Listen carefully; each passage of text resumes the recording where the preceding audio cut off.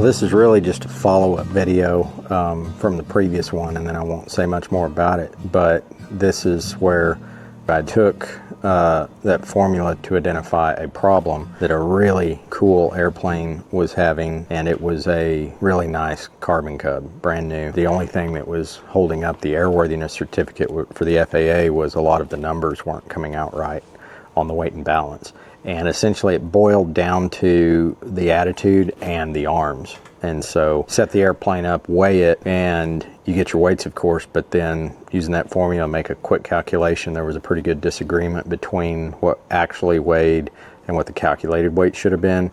So then used plumb bobs and started measuring the arms, and there was almost a 3-inch difference.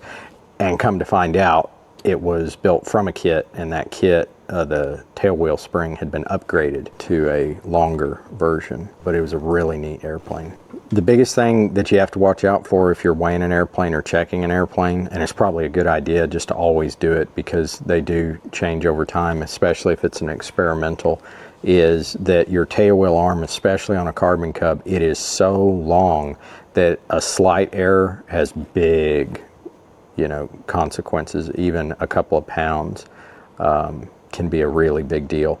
So you need a really accurate scale, but it's probably best to just verify those arms, and it's fairly easy to do on a Carbon Cub, and it's all positive numbers. The neatest part though of the whole deal was just looking at this airplane. It was a really nice Carbon Cub. They don't really come any better. This guy had built, I believe that is his 4th airplane that he's built, and that's pretty rare to find someone in their life that's built that many, and so you can tell he's done it before. It was very beautiful.